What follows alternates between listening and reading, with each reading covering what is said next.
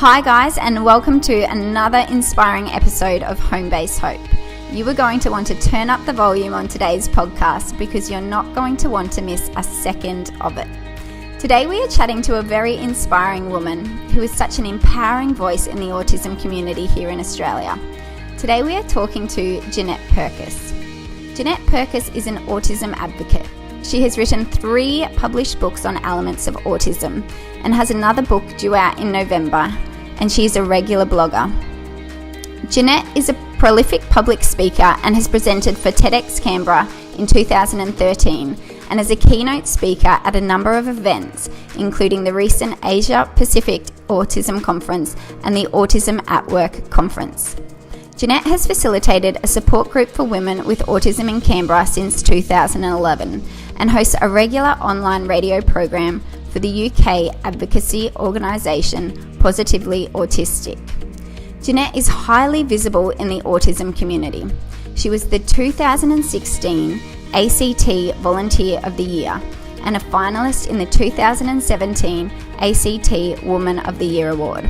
Jeanette has also been featured in the 2010 ABC documentary Alone in a Crowded Room. Welcome, Jeanette. Oh, thank you. I'm really happy to be on the show. Oh, my pleasure. I'm so excited to have you here on the show. Now, I always love starting with the journey, and I think we definitely need to start here today. I would love to know what life looked like for you as a child growing up and how your life experience shaped who you are today.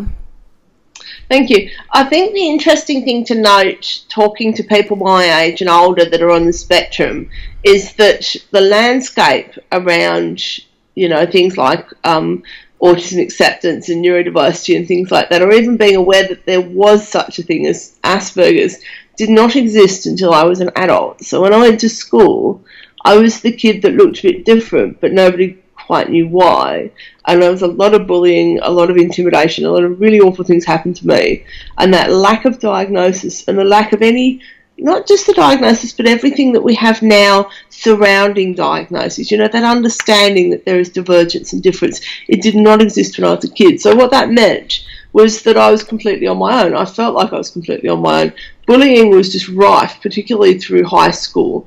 And that sadly really impacted on my self-perception and what I wanted from life, which became a really negative thing. So in order for me to get to where I am now, I had to do a huge amount of sort of catching up and putting in strategies to be able to cope with things that other people wouldn't have an issue with and would have been supported with if they had a diagnosis. So it's a really interesting thing because there's definitely, if you talk to adult autistic people who were diagnosed as adults, it's a different reality than kids now. So I do think it's wonderful that we have that access to a diagnosis. It doesn't solve everything, of course. There's still issues, there's still bullying, all of that stuff.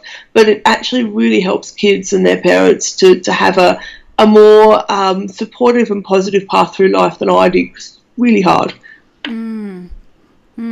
So how old were you when you were diagnosed? And are you able to tell us about that experience? I was 20 when I was diagnosed. I believe I am one of the first adult women diagnosed in Australia. Wow. The diagnosis of Asperger's was in the DSM-4, the diagnostic manual, which came out in 1994, and I was diagnosed in 1994 when I was 20. And it was in a really difficult situation.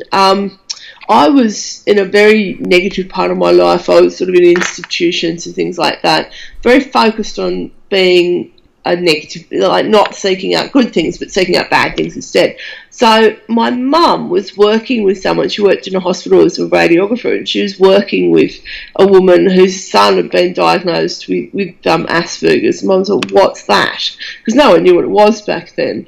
And the woman told her what it meant. Oh, that sounds like Jeanette. So she sought that diagnosis for me, which meant or contributed to the fact that I didn't accept it. When I was told I was on the autism spectrum, I didn't understand it. I actually thought it was a diagnosis of being a nerd, and I didn't want to be a nerd because I'd been picked on for being a nerd, and at that point I was a big tough criminal druggy person in my mind, which was the sort of role I was playing at the time to be accepted. But I couldn't come at that idea of the autism diagnosis. So I remember thinking, I don't have a disability. I thought it meant I was I don't know what, I validated the bullies. That's what I thought. It validated what they said. I was always going to be weird. I was always going to be unpopular. There was no hope for me, which is really interesting because now I would look at the diagnosis and think, well, yes, it is a diagnosis of being different to most people, but that's actually probably quite a good thing. So it's quite an interesting thing. So I wish that, like so many other adults diagnosed as adults, that I'd gone and had a big epiphany and thought it was wonderful and life-changing and yay, go me, go the world, big positivity. That didn't happen at all. It took 7 years for me to come to terms with being who I am, I suppose. Why do you think it took 7 years? You know, what happened over those 7 years, and why did you come to, you know, was there a point that you thought, you know, yes, this is me and I can see that difference? It was really interesting because the point at which I accepted myself as an autistic woman was the point at which I also felt that I didn't need to act in order to fit into a community or a culture. So it was when I was at university, it was in end of first year university. I have a mental illness as well, and I've been really unwell and had to go to hospital, and I started doing some soul searching and some delving into how I felt and some self-reflection. And I thought, that autism thing, I think that's right. But it was really clear at that point in my life, I didn't feel the need. I mean, I went through being a fundamentalist Christian, a socialist, a criminal, a druggie, all these different roles. And by the time I was in first year uni, the only role I could see was being an art student. And that wasn't sort of culture, but it wasn't, I didn't do it in order to be accepted. It was just what I was. And that's a really difficult thing for a lot of autistic people, kids and adults, is we want to fit in, we want to be accepted. And if we're not accepted by the sort of ordinary peer group, we might go outside of that sort of usual peer group, say school students or things like that, and join peer groups that are quite damaging and negative. And that's exactly what I did. And at the point that I thought, I don't need to do this anymore, which really for me was the point at which I said, yeah, I'm happy to be me, that's the exact moment that I said, yeah, autism, that's correct. And when that happened, I did not. I was, even then, I feel really ashamed of this a bit because, you know, I go around telling people about how great it is to have an identity and stuff. But for me, it took me a few more years to actually be comfortable talking about my autism. I saw it not so much the shameful thing, but I thought people would hate me because of it. I thought it would result in discrimination. So I was very wary who I told. And it really took me. Sorry, I'm not keeping to your questions. No, this is great. It's great. The thing that sort of thrust me into the autism community and into being an advocate and all the things I do now was writing my first book, which it's an autobiography. It's called Finding a Different Kind of Normal. It wasn't even an autism book in my mind. I've had some people say, yeah, it's great, but I'm thinking, when's she going to talk about autism? It was a catharsis. It was something I did to get through a lot of that difficult stuff in my early adult years. So I wrote it. It took 4 weeks to write, just writing as a desperate, I have to get this down. And when it came out, I suddenly realised, oh no, I'm expected to have opinions on autism. I had radio on BBC, on ABC. I had lots of autism organisations booking me for talks. So I don't know anything about autism. So it was a really, it was a bit of a baptism of fire actually. But what it did mean was that I had to very quickly think, well, if you're not okay being autistic, you better stop doing this stuff because you're not going to help anyone. So I really, that process of being sort of thrust, not quite the limelight, but thrust into the community and those expectations was really difficult because I had to come to terms with it. And that's exactly what I did. I had a wonderful mentor at the time, which was sadly no longer with us, but the wonderful Donna Williams, or Polly Samuel as she calls herself too. And she really taught me about advocacy. She taught me about pride. You know, I'd sit in a house and she'd have a big bowl of like glittery rocks and sparkly stuff. I'd just sit there and play with it. That was okay. And no one was telling me that's childish, what are you doing? And, you know, she had an art studio at the back of the house and we'd go there and paint. And, you know, I just saw this amazing autistic woman and I thought, you know, I want to emulate that. That's kind of where I'd like to go in life. Oh, that's amazing. That's an amazing story. I'm curious, growing up, did you ever feel as though you were different to the other kids? I did. Now, it's funny, I didn't consciously think that until I went to high school. So I went to primary school. It was a very small primary school in England. There were about 40 kids or something like that. There was no, well, it was a very high teacher to student ratio. There wasn't bullying so much, a couple of isolated incidents, but not an issue. I went to high school, and within weeks, I realised I was different because everyone told me I was, and not in a good way. You know, high school, first term of high school was when I was in England, and if I'd stayed there, I don't think I'd be with us now. It was the most relentless bullying, just all the time. I had no friends, no one to talk to. It was miserable. And so, yeah, a couple of weeks after that started, I thought, oh, God, there's something wrong with me. I'm different and not in a good way. And so that really became a backdrop to my adult life as well, just seeing myself in a negative light. And it was just soul destroying. And yeah, so at that point I realised, I kept trying to do things to not be different. I didn't understand what the issue was, but I knew I was doing something wrong according to the other kids. And so I'd change my hairstyle or wear different clothes or say my name differently, thinking all these things would fix the problem, but they didn't. And that was really... So yeah, I was very aware of difference from quite an early age. And when I look back to primary school, I think I was aware of difference as well, but it wasn't a negative thing, so I didn't have to really focus too much. And I had friends and they had cats and stuff. I'm a big cat person. I'd go over to their place like on a weekend and just spend the whole time not talking to my friend but talking to the cats. And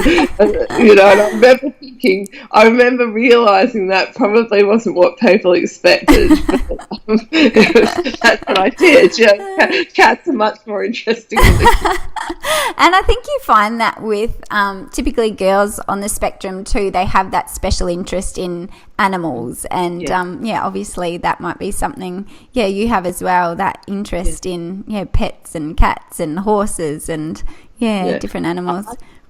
I think for an autistic person there is a very different bond with a pet or a persistent animal even.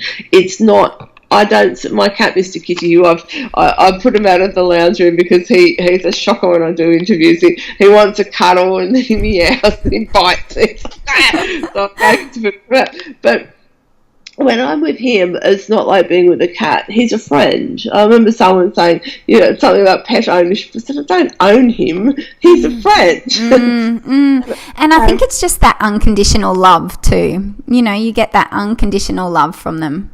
Oh, absolutely. And I don't have a partner. I have no intention to have a partner, but he gives me company. I come home and there he is, and he's not like, I have a relationship with him similarly to relationships I have with humans, although it is a bit different because obviously he's a cat, but he is incredibly important to me of everything in my life, and I have a very good life at the moment. I have a lovely job, I've got a lovely home, I've got friends, all good things.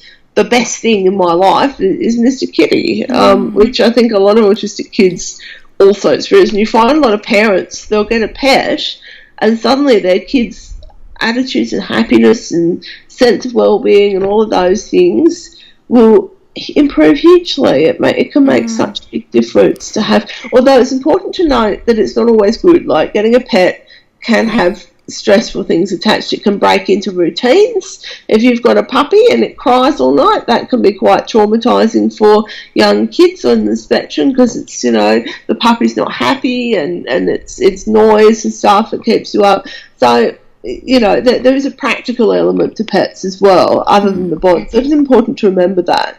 But that being said, generally, getting an animal is a really good thing. Well, there's a lot of parents who are looking into pet therapy or dog therapy, and that's something, quite big that parents are exploring these days. Yeah, it can be quite expensive. I know some people that have done crowdfunding campaigns and stuff like that because it can be quite costly. But the dogs particularly, especially people like dogs. A lot of autistic people like cats, but a lot like dogs. And they are lovely. I mean, you talk to a dog, they've got a lovely nature generally. They're good people. I know, I love my dog too. Did getting a diagnosis later on in your life change anything about how you viewed yourself? Well, it did actually. In terms, I mean, in the early days, I distanced myself from the idea of the diagnosis, but now it's interesting because I'm quirky anyway. I've always been quirky. I'm a bit different, and that's fine. If I didn't have the autism label, I'd still be quirky, and people would still see a difference. But I think what it does is gives me an identity, and it also gives me access to the autistic community, and that's a huge thing. The autistic peer group, not just for adults, definitely for kids as well and teens. The autistic peer group is huge because basically when I was a kid I thought I was the only person like me in the universe, and then as an adult I discovered there were all these other autistic people and I belonged. I had a culture, I had a language, and that's a huge important thing, to have that sense of belonging. So that was the main thing that having a diagnosis has given me that I didn't have as a child and I do now, is that sense of belonging and having an identity. I think that's really important. I think that's one thing you talk about with things like neurodiversity and autistic pride, when the main things is actually belonging to a culture, belonging to a peer group, which you never did before. So that's a huge thing for me. Absolutely. Being understood and being able to understand others. Did the diagnosis change the way other people viewed you when you got the diagnosis? Did more people become accepting of your difference because it was like a non-judgmental reason for why you are the way you are? Or did friends sort of head in the other direction because they didn't understand? At that point in time, I didn't really have any friends and I was in a very dark place, so it's hard to quantify that looking at when I was 20. It really was a very unpleasant time in my life. But now I think it's really interesting because the autism diagnosis means something to people. They have some understanding of it. I think everyone has some understanding of it. Some people have a very poor understanding of it, but everyone's aware it exists in Australia. That is something that people know, which means that instead of just thinking Jeanette's a bit quirky, they think Jeanette has a diagnosis. And there's quite interesting things around the concept of diagnosis, sort of medical concept of it, which a lot of autistic people, myself included, really struggle with, that purely medical model about pathology and disease and disability and all of those things. Well, not disease, but disability and stuff like that, because it denies our strengths a lot of the time. But that being said, I think the fact that I have a diagnosis is very important because all my work is about this. This is my passion. This is what I care about. And so having that diagnosis just makes that possible. And I think I always feel like I'm a bit of a representative, and I think we all are. I think everyone on the spectrum is, and parents too, are representatives, and I like that. And so I find that the diagnosis, the label, so to speak, allows me to have that voice and to represent, which is a good thing. Yeah, I can see the difficulty that parents might face when they're exploring obtaining a diagnosis for their teenage son or daughter. Because on one hand, it can be very empowering, like you're saying, to a person to understand more about themselves, why they're different, and even to seek or be directed to more professional help and assistance. But on the flip side, many teens on the spectrum may be going through depression. Like you said, they may not have that social support group and that network to fall back on. And obtaining a diagnosis can be a really taxing process, going to, different therapists and things like that. And also, I suppose, exploring the fact that they may have a quote-unquote disability. And this could accelerate, a bit of a downward spiral, or the depression could get worse. I'd love to hear what your thoughts are on what parents should do if they're contemplating obtaining a diagnosis. If it's a teen, tell them what you're thinking. I think one of the things we really struggle with about, do I tell people I'm on the spectrum? Maybe in employment in that kind of context is more considerations to be aware of. But generally, if you are autistic, you will benefit, if not in the short term, you will benefit from knowing it. And you will know you're different anyway. I know so many people who have got the diagnosis in teenage years or early adult years, and even if it's been really hard to come at and hard to accept, it is really valuable, because if you are autistic, a diagnosis just confirms it. And when people say, oh, should I tell my child they're on the spectrum? I say, well, why are you keeping it from them? What is so shameful and painful that they shouldn't know? That's just foolish and unhelpful, and actually send a message to that child, because they will find out eventually. The other thing is, I've known adults who have siblings on the spectrum, and the siblings were boys, and so they got diagnosed as children, and the parents would not send the girl for a diagnosis because it didn't quite look the same. And yet, as adults, the girls have gone straight away and sought their diagnosis because they know, it's one of those really complex sort of situations, because, as you say, if someone's going through a hard time, that's a big bit of information. But what happens if you keep it from them? And they are. And the woman that I'm thinking of really was very bitter and resentful to her parents, because she thought, well, I knew I was on the spectrum, but they wouldn't get a diagnosis for me, so therefore I couldn't access any services, and I knew that. So it's really important. The other thing is, we will know anyway. Chances are we will have some knowledge. Chris Varney from the I Can Network tells his life story about finding out and all that kind of thing. And, yes, it was fraught, yes, it was difficult, but it allowed him to work towards being himself. And I think we also, when I was a kid, we had a problem. We had the opposite problem to what we do now, which was that there was no protecting people's feelings. There was no, worrying about kids' welfare, all that kind of thing. You just did whatever, and kids were resilient. You had to deal with it. That was the attitude. Whereas now we have the opposite attitude, which is, it's all going to be so hard. Well, yeah, but sometimes hard is necessary.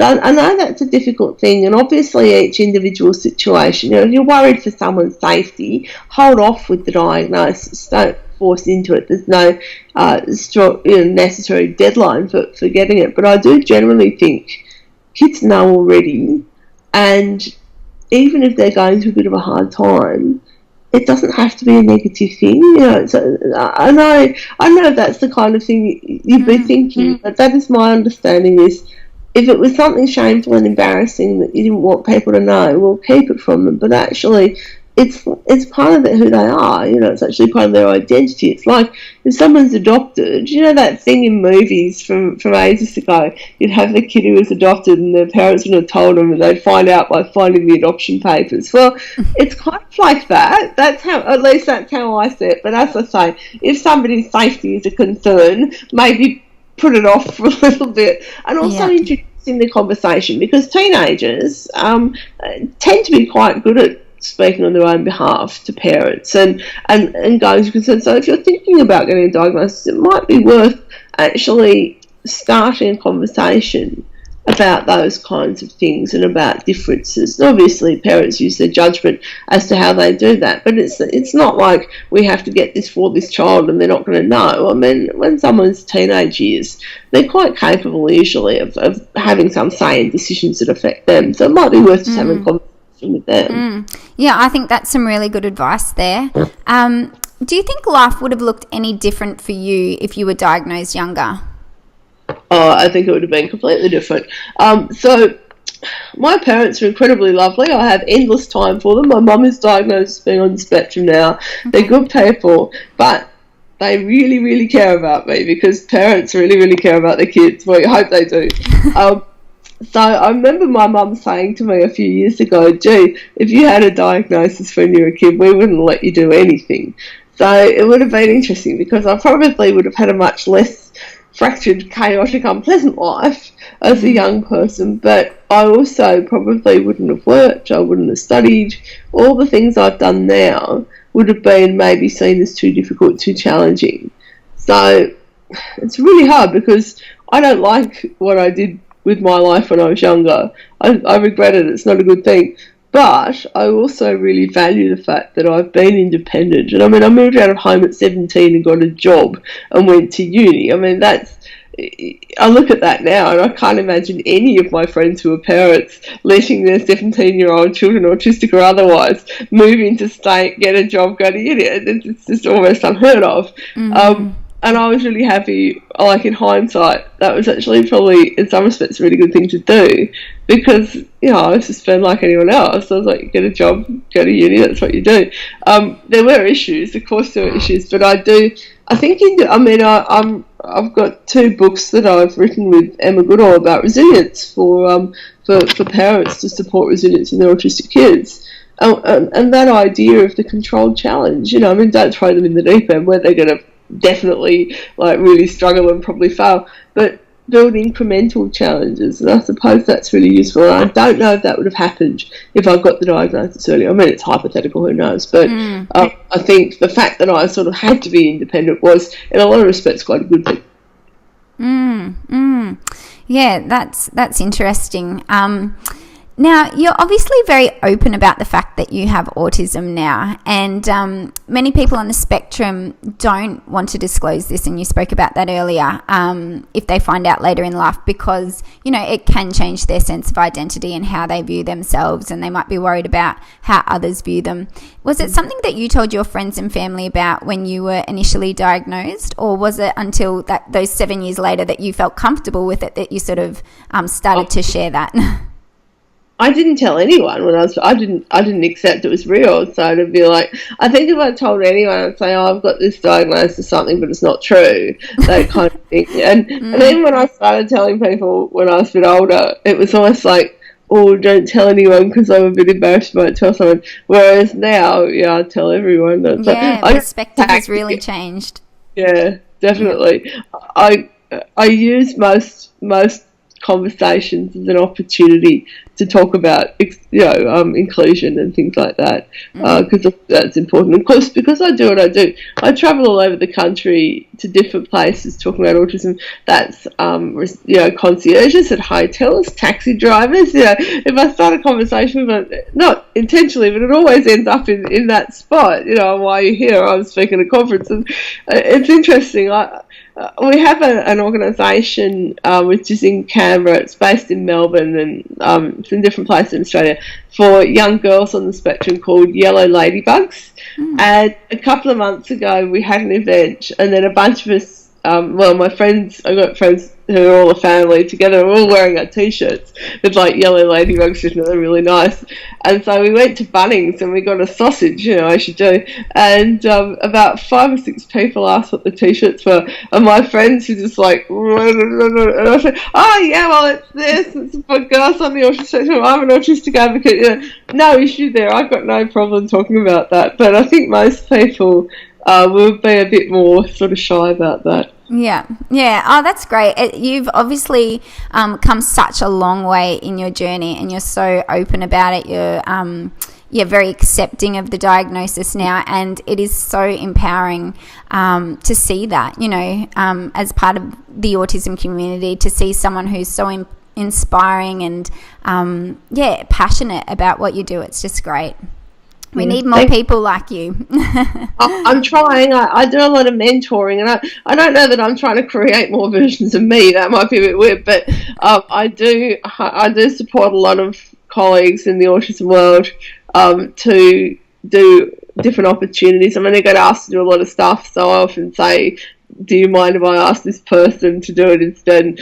Do a lot of support of people's careers sort of by default, because I don't have time to do everything. But I also think it's really important to have leadership, and I think leaders create more leaders. Like, there's no room for competition or tall poppy syndrome. That stuff's rubbish and not helpful. We're actually, if there are more autistic advocates sharing their views, how is that a bad thing? Yeah, that is a good thing. So I do a lot of work trying to bring people along to in their own leadership journey, I guess, and to be empowered to do what they need to do and make a difference. And I think we all have a slightly different take on this stuff, and that's good. It's got different perspectives. Now, I'd like to move to the DSM-5, and we know that there are the 2 main characteristics that they diagnose based on. So it's the deficits in social communication and social interaction, and the repetitive behaviours and the restricted interests. So that's,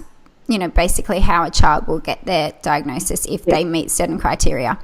Now, I believe we do need to look beyond the diagnosis and the label that children are put into, but I'm curious, what characteristics have put you on the spectrum, and have the characteristics changed at all over the years with the implementation of certain strategies or therapy? The experiences haven't changed at all, but how I manage them and how I live life has changed a lot because I've built in a bunch of strategies. It's really interesting, the DSM. I always find I have issues with the DSM because I know what it's for. It's for accessing services, and if you need services, you need to have a reason that you need services. So that deficits focus, that medical model in the DSM, that's what it does. I do have issues with it because people, especially sometimes parents, look at it and go, oh my God, my child's got all this repetitive behaviour, so that's a really bad thing. So I think we need to be really careful with the DSM, is to put it in the context that it is a medical document, and the purpose of it is to give people a diagnosis so that they can access services. That's essentially what it's for. The strengths around autism are really important. It's really, with kids, you do not want to start with a deficits model because that becomes can become a self-fulfilling prophecy. But in terms of my Aspie bits, I think we're all different on the spectrum, as we're all individuals. I find it hard when I looked at this question and you said it's very, very hard to tease out what makes me autistic, because I am autistic, it's part of who I am. But some of the things that I guess the DSM might look at as diagnostic things, I don't understand facial expressions at all, or body language or anything like that. The only time I have any go of being able to do that is when I watch a movie, because actors kind of contort their faces a bit more and they do very overt sort of emotions, and also you're not having conversation with them, so you can just stare at them on the screen. So that's really interesting. So I do technically know what facial expressions are. They just need to be very exaggerated and sort of not in real time for me to understand them. But that's really interesting because it means a lot of my life I just assume people hate me because they have a funny look on their face that I don't know. And now at 43, I'm realising they probably don't hate me at all. It's just that you can't interpret the look, so you interpret it as, oh, they don't like me. So that's really interesting. I operate on one level, only one level. I'm honest, I don't lie. When people try and manipulate me, it takes me about 6 months to figure out what's going on. That's a really fundamental difference, sort of cultural difference between autistic and non-autistic people in communication, is that we're on one level. It's not one's better or worse than the other, although I prefer ours, but that's a real significant thing. Meltdowns. Now, a meltdown is not a tantrum, it's not poor behaviour, it's not intentional. A meltdown is a response, as I'm sure you know, to overload, be that sensory, emotional, social, and too much input has been going in, and you have to have a release valve. So I don't have them very often. I had a bit of one yesterday because my mobile phone didn't turn up that I'd ordered, and they said 4 business days, and it was 5 business days, and I got stressed and thought the neighbour had stolen it. I don't know why, but and so I rang the phone company, and I had to just consciously do de-escalation and think, Jeanette, it is not, whatever's happened, it's not the guy you're going to talk to's fault. And so I did lots of swearing and yelling when I was on hold, and by the time I got to talk to the guy, it was fine. So that's a real... Meltdowns can be addressed with strategies quite well. It doesn't mean I never have them publicly, it's just I don't have them very often, but those are a very key feature of autistic overload. Dietary and sensory processing issues are something I also have.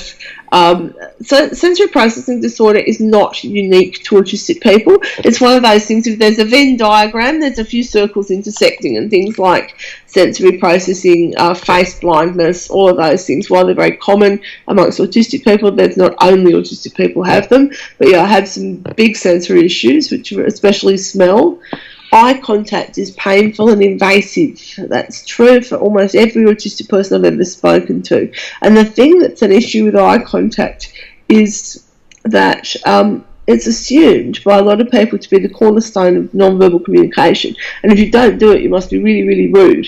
None of that stuff's true. It's actually cultural. In a lot of cultures, including some Aboriginal and Torres Strait Islander cultures in Australia, eye contact is invasive. You don't do it to people. It's disrespectful. But we have, we're all supposed to do it in our culture, so therefore if you don't do it, there's something wrong with your communication. Most adults I know will look in the general direction of your face. I'll look at your sort of bridge of your nose there, just because it's easier than having people think you're not listening to them. But it's really interesting stuff, and you get some of the therapies that happen that try and force kids to do eye contact, and you think that's actually not helping anyone. You need to have a broader understanding. I'm kind and thoughtful, and that is an attribute of autism. The fact that we're called rude and seen to be thoughtless is actually not true. One of the issues we have is we don't read facial expressions, so we can't tell what someone's feeling. If they tell us, if they say this terrible thing happened, I feel awful, I'm very empathetic. I'll always support them. I'm always very kind and decent. But sometimes I don't understand what's going on because I can't read the non-verbal stuff. That's an interesting thing. But almost every autistic adult I know, and most kids, are very kind and thoughtful and have a lot of empathy, just provided they've got the right input. And passionate interests. I think that's a very common autistic thing. I don't know if we all have it, but most people have it. For me, at the moment, my passions are autism advocacy, which is lovely. I'm doing this stuff. I used to like Doctor Who when I was a kid. I used to like cats. When I was a teenager, I had some pretty dark and grim passionate interest things. But they were very. And the thing to remember about a passion or passion interest is, for some kids, it's the only good thing they get to do. It's the only positivity in their life. So unless it's actually harming them, it's really important not to call it obsessive or repetitive and actually use it. And if you get academics, you get an academic who is the world's only and biggest expert in some very specific thing, chances are they're on the spectrum and they're using their special interests to do great work. Yeah. And that's really important. But I wrote an article for my blog a couple of years ago. I think it still remains the most shared and the most viewed blog I've ever done, and I rewrote the DSM-5 criteria for autism from a neurodiversity and positive. I can send it to you if you like. Yeah, I'd love to see that. Yeah, it was really, and I think that's important to tell that other side of the story. Excellent. Yes, I will share that one. And I love that you see the strengths and use that sort of strengths-based model, and you can see the gifts along the journey. And I really think there needs to be a big focus on the strengths and the skills of children on the spectrum. Are you able to talk about why it's so important to look at the strengths?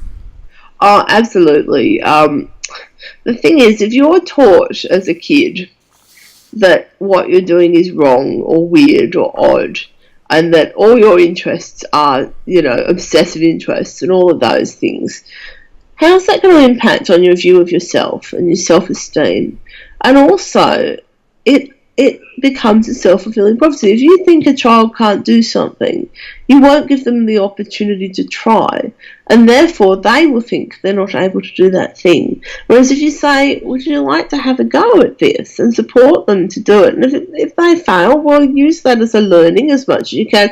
But if they don't, that's built their confidence in that area, which is really important. And that level of confidence in what you're doing, it's a great predictor of success in life. If you want a fulfilled life, everyone telling you what you can't do, it's going to make that really difficult. And that sense of self, you're autistic. You sometimes get people who just think autism's a big tragedy and it shouldn't have happened, it's not fair, and poor me. And you're thinking, well, how's your child feeling about that? You're basically telling them that they are your problem. And if people think like that, it's true. Of course autism has challenges. Of course autism's difficult sometimes, and life can be really challenging. Firstly, life can be really challenging if you have a non-autistic kid too.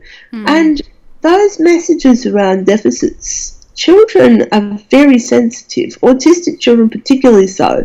And if the messaging they get is that autism is terrible, what are they going to think? Because that's saying they're terrible, sort of by default. And so these things, I think it's really important to remember how messaging impacts on kids, because they know a lot more than we think they do, I think. Absolutely.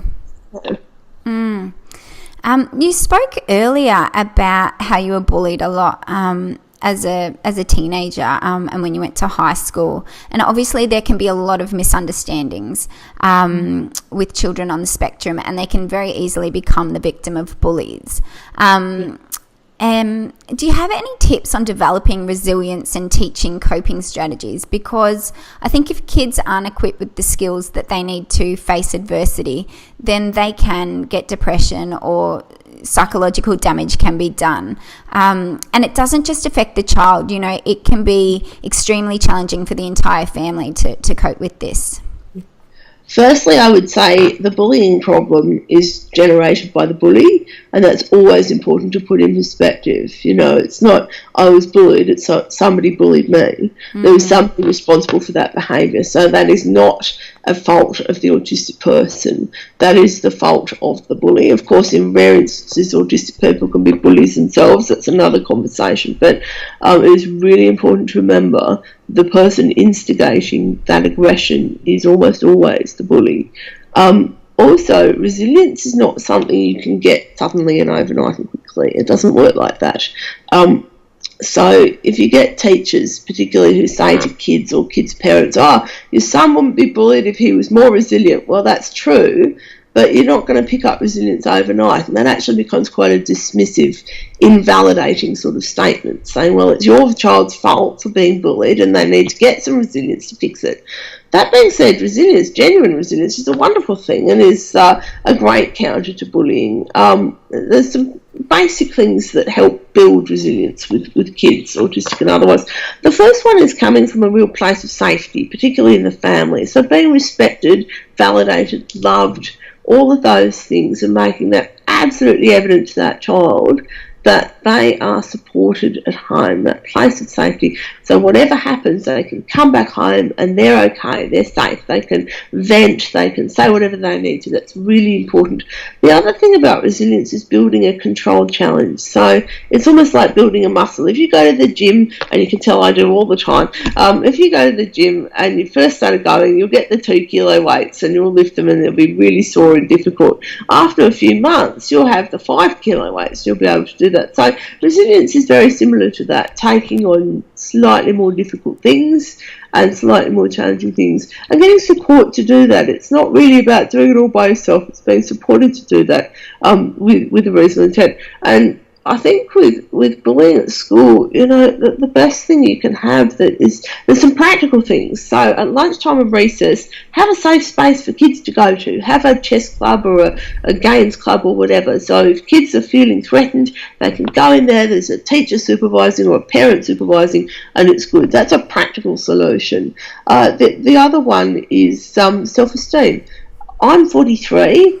I really struggled with bullying, as I mentioned, for a long time.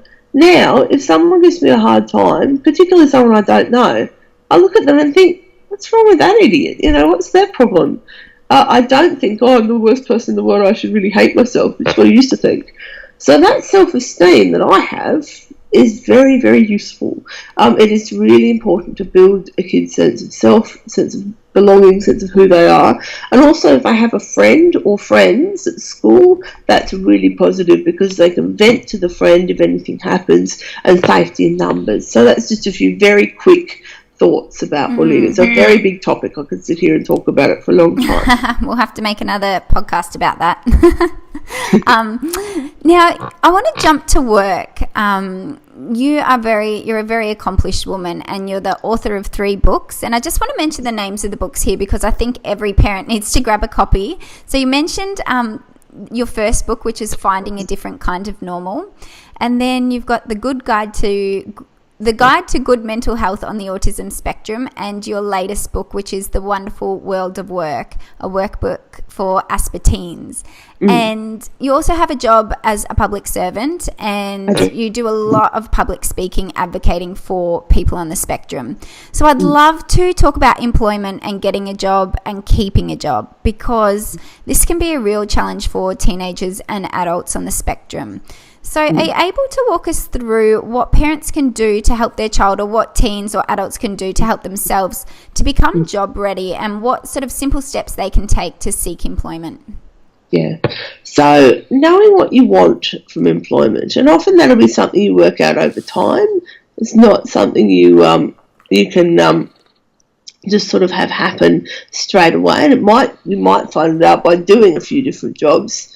Understanding the processes, understanding that there are unwritten rules in the workplace that autistic people can struggle with, and to understand those exist and get some guidance on what they are, and things like small talk or hierarchies. Do you treat the CEO differently to how you treat your colleague? Well, yes, you do, but for autistic people that might seem pointless. And so that kind of thing. So knowing those kinds of things that are there, and also having conversations with parents for kids about, I have this thing in the idea of an open question session. So you set a time for your kid, you sit down and you say, you can ask me anything you like, I will do my absolute best to answer it. And the good thing about that, apart from it being useful for the young person, is that you get some idea, or the parent gets some idea of what they're concerned about, because when people ask you questions about things, it's evident the stuff they're worried about.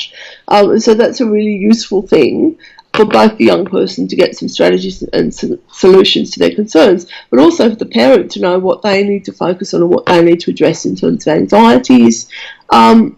Get some practical experience. I know I have to be really careful with volunteering, because volunteering is great. I was the volunteer of the year last year, so I know about this.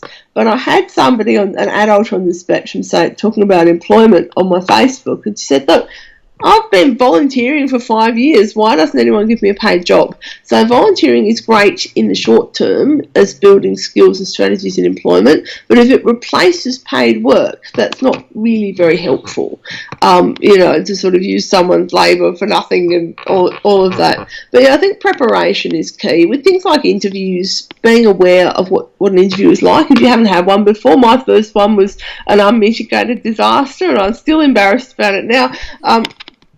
But understanding, what a job interview role play. Yes, absolutely. Yeah. And if you're somebody that lives alone or something like that, if you don't have someone to do it with, do it in the mirror. Just get one thing for autistic people. With kids, you get social stories, which are quite useful. The good thing, a lot of people use those. As you get older, people don't really want social stories, but the idea behind that is a roadmap. It's actually putting in place what something new is going to look like, which all autistic people benefit from. We don't generally like new stuff. And so what's really important in the workplace is to do that and to create a roadmap and to sort of think, well, what's this going to be like? And so doing a mock interview, even if the questions are completely different to what they're going to ask in the real interview, is a great way of putting in place that roadmap. Absolutely. I couldn't agree more. What was your first job, just out of interest? I was a burger flipper for a fast food restaurant in Melbourne. Yeah. Not very edifying. Yeah. Well, you know what? I think sometimes that repetitiveness is good for the kids who can't think on their feet or don't like the problem solving, and that can cause the anxiety and the stress on the system. So, for some kids, if they start with a smaller scope, and they can master it, then it can give them that feeling of success. Absolutely. And also with jobs. I mean, we put a lot of, as a society, we place value on different jobs. Usually the ones that you get paid more for are better, apparently. But actually it's not true. If you do a job that you enjoy and fulfills your needs for a job, it doesn't really matter what it is. Yeah, it's all about meaningful, isn't it? And job satisfaction. Yeah, it needs to be meaningful, and it needs to be, if you're happy doing it, then that's okay. I don't think status, yes, I have a high-paid job that sounds really, really impressive, which is great, but it's, for someone else, it would be a nightmare job. They would have exactly. And it's tapping into those interests and strengths as well. Definitely.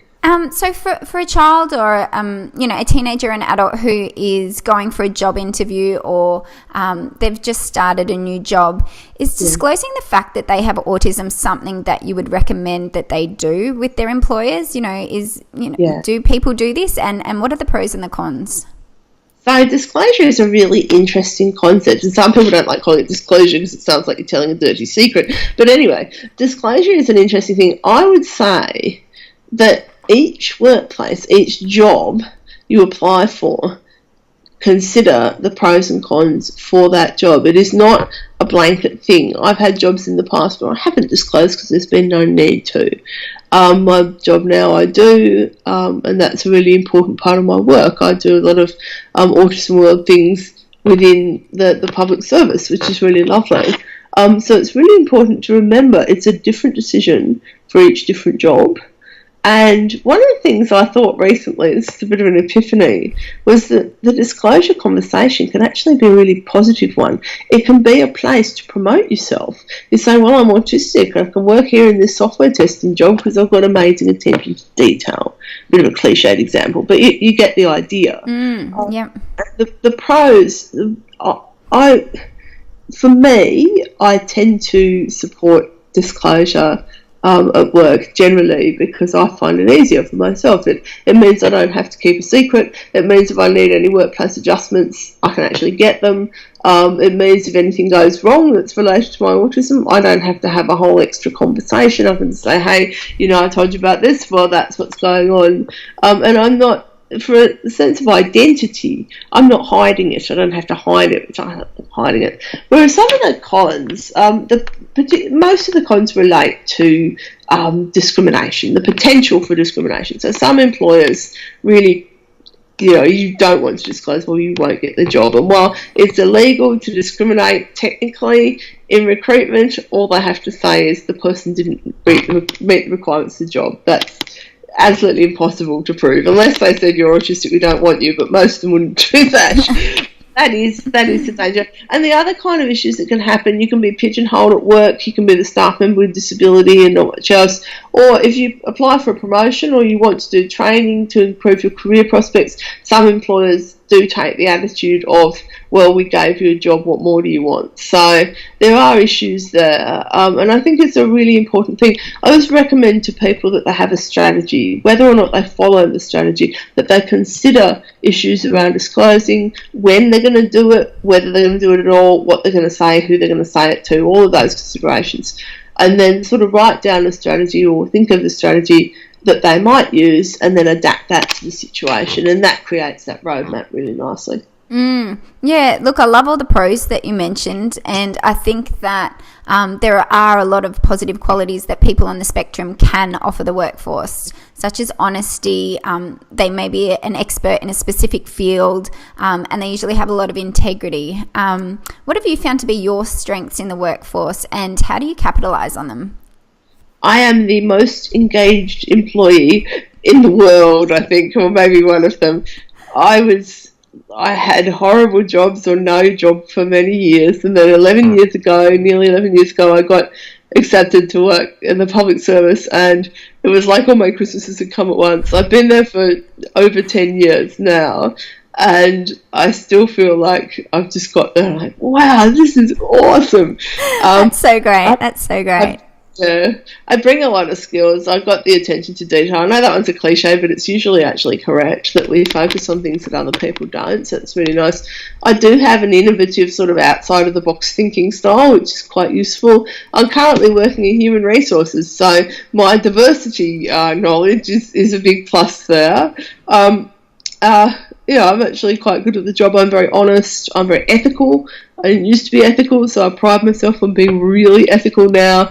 And I love it. I love going to work. I think in all the time I've been working where I do, I have never woken up and thought, oh, I don't feel like going to work. And not once. People say, oh, it's Monday. I'm like, yeah, Monday, cool. Woohoo! Party time, Monday. I think my managers tend to think I'm quite a good person. Yeah, that's lovely. That's so great. Look, I think we're going to have to wrap it up now, and we might head to the 5 rapid fire questions. So, what is one habit parents can implement today? Well, I think what we talked about with the strengths and focusing on positives is a really important thing.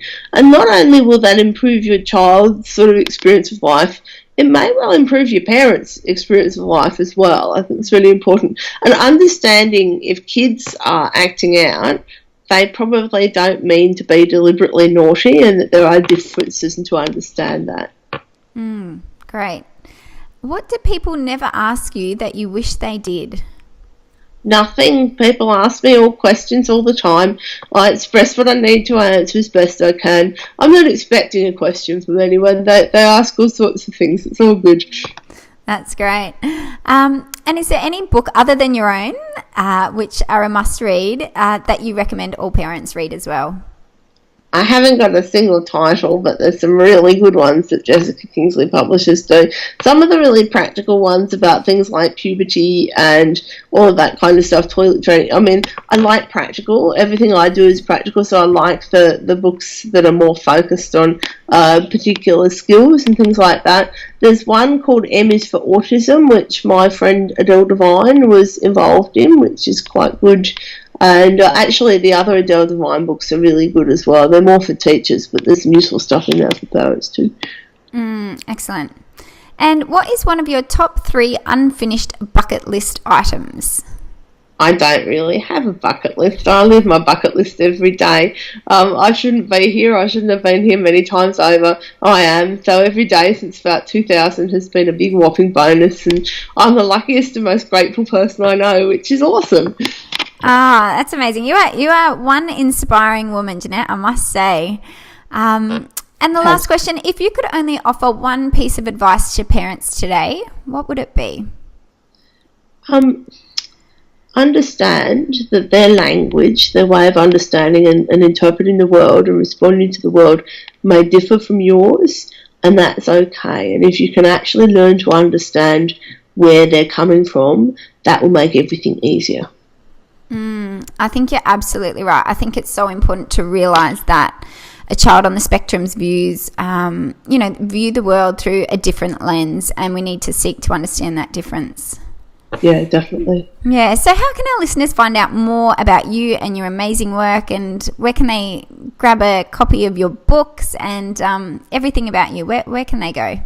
I do have a website. It's a bit of a one-stop Jeanette shop, and that's www.JeanettePurkis.com. I've got a Facebook page which is called Jeanette Purkis Autism Books and Other Things, and feel free to like that and hang out on there. I'm on Twitter, which is my Twitter handle is @JeanettePurkis, and I have books, of course, which are available internationally from www.jkp.com or Footprint Books in Australia and New Zealand, and I think that's footprint.com.au, and I think that's about all the Jeanette stuff that you can get. Well, you've got a lot of amazing resources out there into the world. I think you are an absolutely amazing autism advocate, and I think people like yourself give parents hope. And I think that you show us that we need to take the roof off our expectations, because the sky's the limit. And so for parents listening into this podcast today, I think it could be just the injection of hope that they need to keep on persisting and keep on keeping on. So thank you so much for joining us today, Jeanette. I am so grateful that you have taken the time out of your very busy day to have a chat with us. Thank you so much. Oh no, thank you. It's been lovely. Thank you so much, Jeanette. Thank you. Bye. Bye.